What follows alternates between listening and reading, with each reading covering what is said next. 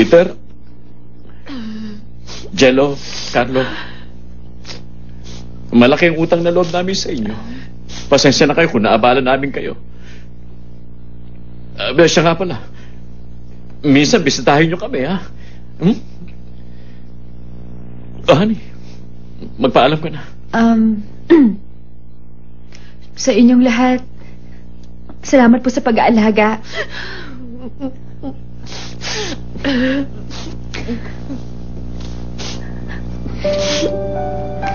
Araw-araw niyo po akong pinagluluto.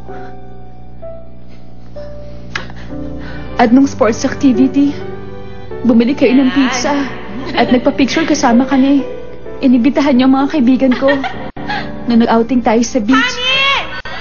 Binigyan niyo pa ako ng party.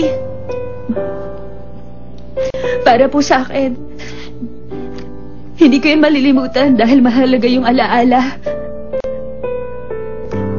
Lahat na nangyari sa akin sa bahay na ito, talagang... Honey... Sorry, Jello, kung palagi mo ako nagiging problema.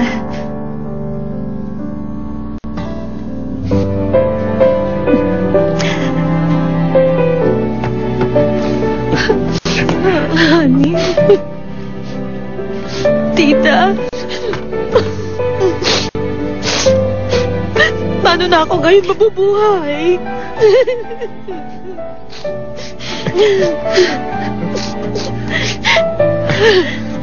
Mas pinapahirapan mo lang na si Honey.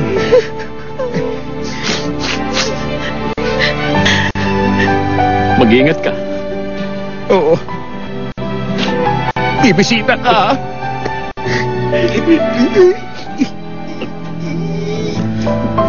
Tayo na, Honey. Oo.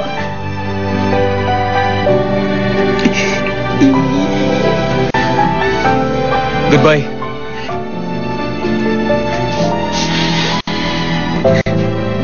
Alis na kami.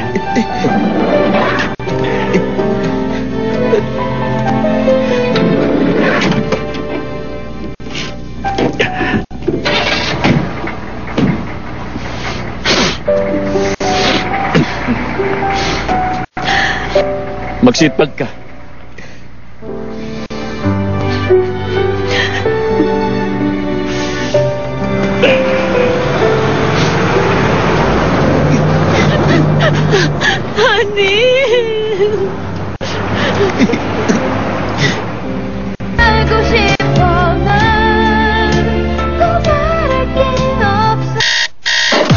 I spend a lot of time and effort in styling my hair.